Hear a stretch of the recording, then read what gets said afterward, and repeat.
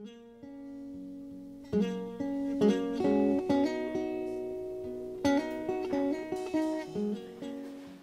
guys, welcome back to my build room. This is night number 2, video number 2.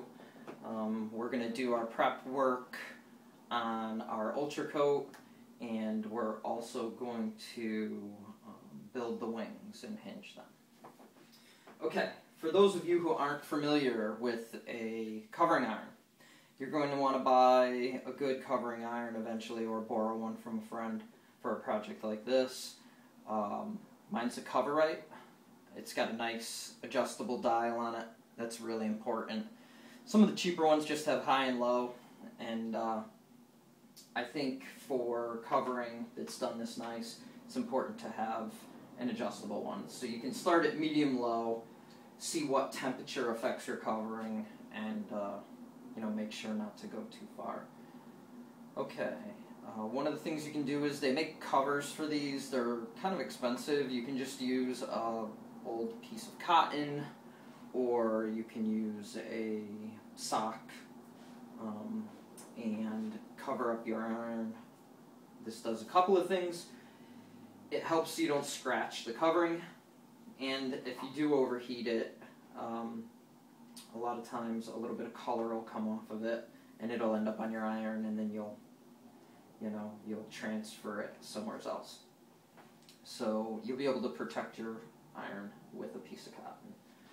Okay, so I was going to work out some bubbles, but my wings, my fuselage, everything is perfect. I don't have any imperfections. So we're just going to go to the next step. Alright, after you go over all your parts, tighten up your covering. Make sure there's no seams lifted. If there is, get them to stay down with your iron. Next, what we're going to do is we're going to locate our control horns in the package. There's only one that's a different size. You can see here that when you stack them, it's kind of hard to see, but one of them is going to be a little bit shorter. That one's for the elevator. So you can put that one aside and put one of the long ones aside. And you're going to hold on to 2 of the long ones for your ailerons. You also have these other little pieces made out of G10 composite. And those go on your aileron to reinforce the mounting point. Okay. We're going to take a piece of sandpaper, 220 sandpaper, or something equivalent. I like 220, it's nice grit. And you're going to just scuff up the area of the control horn that gets glued. Okay? Go over it. Make sure you take the shine off it. That's the rule when you're looking for something to stick. Just make sure you take the shine off it. Then we're going to make sure that the control horns fit in our aileron holes. This one here needed a little bit of help when I originally fit it. I went in there with a razor blade, just opened up the hole a tad bit, and that made for a nice flush, tight fit. Okay.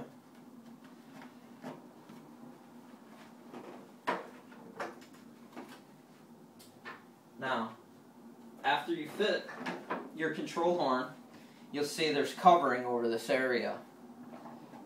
When you refer to your directions, it's going to show to mark that. You can use a pen. I prefer to just scribe it with a dull razor blade, and it leaves a line. When you use a pen, it usually leaves a little ink that you don't end up cutting off. So I just scribe a little line in the covering, and you can see your own indent.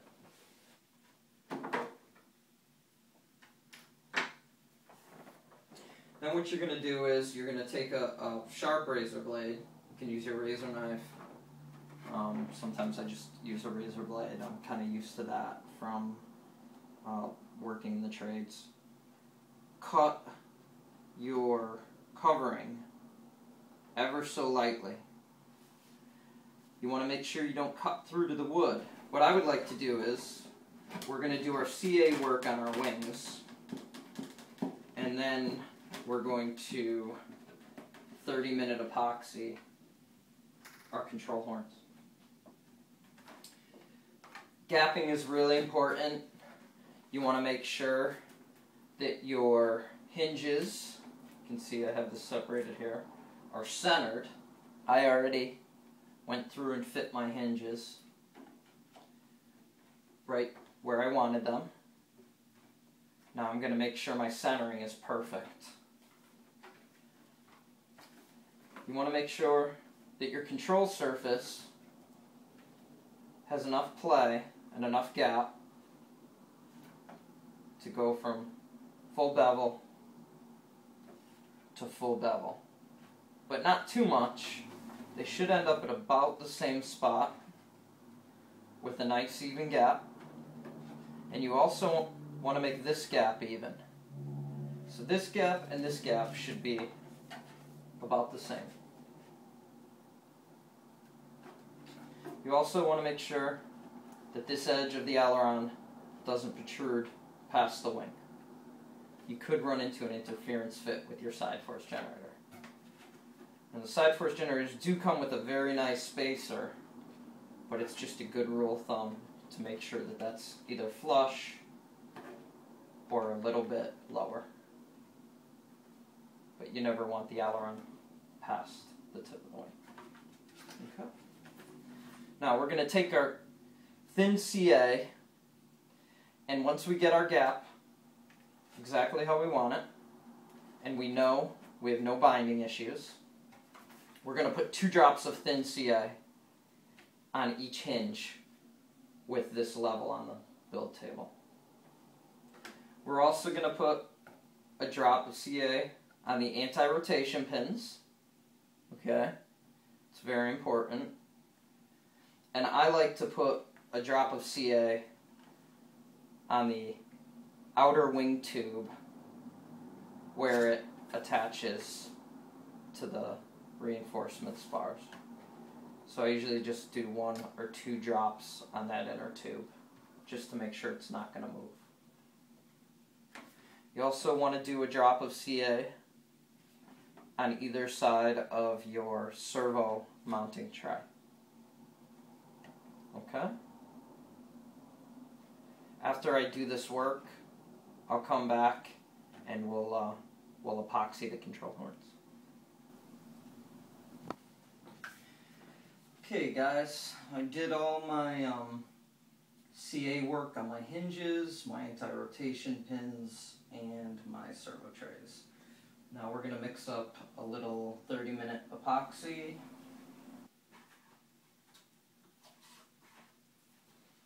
Okay.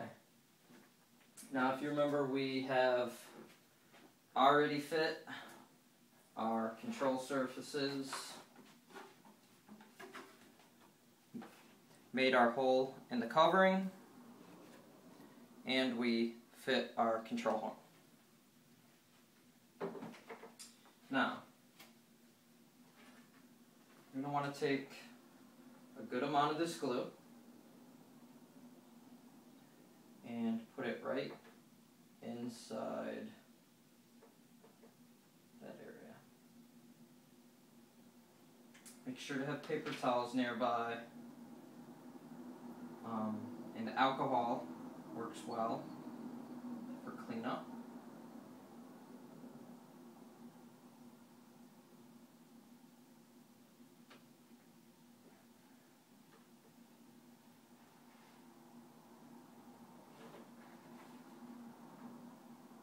I find it's very important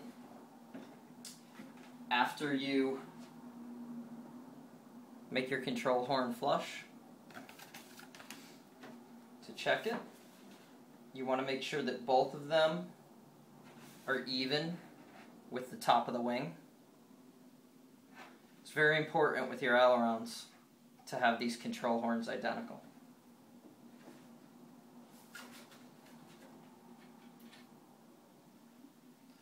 make sure the glue covers this plate, makes a nice seal.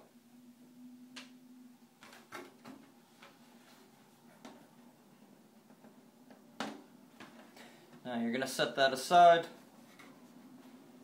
and I like to let it set up overnight before I install my servos. If that glue isn't all the way cured and you install your servos and you're adjusting them, you could loosen it up. So I'll repeat that on the other wing, and we'll move to the next step. Okay guys, our wings are all prepped. I applied the 30-minute epoxy to the control horns, and those are setting up. So in the interest of saving time, we're going to move on to the next step, and when the glue is fully cured on those aileron control horns, we're going to go back and put the servos in. Okay? So, we've sorted our hardware. We've got our fuselage here. Now, the next step is we're going to go over our fuselage just like we did our wings. You're going to want to remove your canopy and put it aside. I can tell you I've personally damaged canopies by working with CA in other areas, forgetting this was in the way, and ended up with a little CA on it. Okay, so the canopy's out of the way. We've got our new fuse. Get your iron and clean piece of cotton t-shirt and tighten up any imperfections or bubbles before we do this. That's important. Then you're going to want to take your thin CA in a well-ventilated area. That's always important. Okay. And we're going to go over a few places here. Now, real important, do not get glue in your well nuts for your landing gear or your motor mount. But you're going to want to go over this, all the little mounting spots around the motor box and around the landing gear should each get a drop. Okay? We're going to reinforce all these little areas that are stress points. I also like to reinforce the area where the wing bolts go through and where the anti-rotation pins fit. Okay?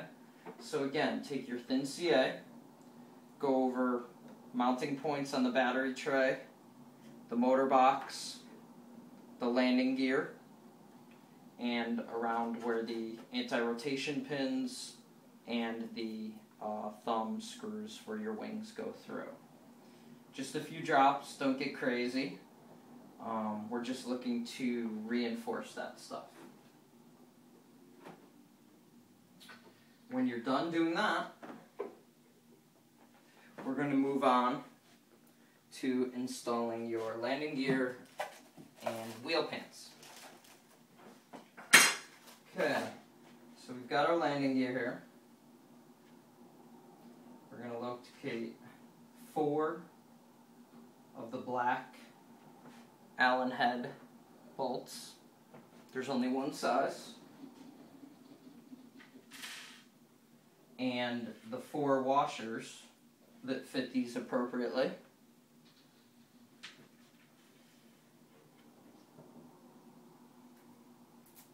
We're going to install our landing gear. Now, landing gear, take a look at it before you install it. On some models, you can install it backwards. Extreme Flight's usually pretty good about staggering the holes, but you'll see it does lean in a certain direction. You're going to want that leaning towards the front of the plane. If you put it on backwards and it leans towards the back of the plane, it's going to put quite a beating on this when you land. When it's pitched forward, it really helps. Okay. After we tighten down our landing gear, and again, make sure it's leaning towards the front of the airplane.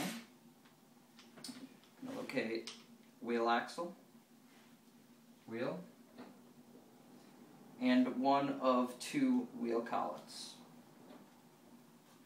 Use a small Allen wrench to tighten the set screw. Make sure that's good and tight. The wheel doesn't have too much slop.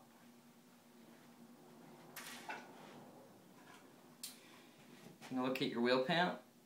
You can see here that the Extreme Flight wheel pants are very thick in this area.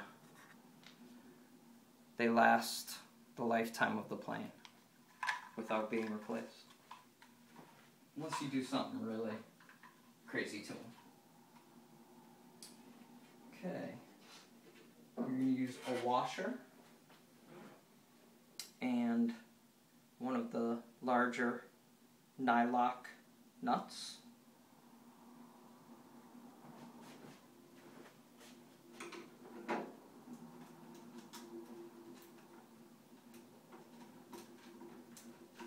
Okay, now that the landing gear is installed, I figure I'll just give you a view. We used our washers. Use a washer on the axle, and you can see we also have a collet adapter there on the inside. There are two small self-tapping screws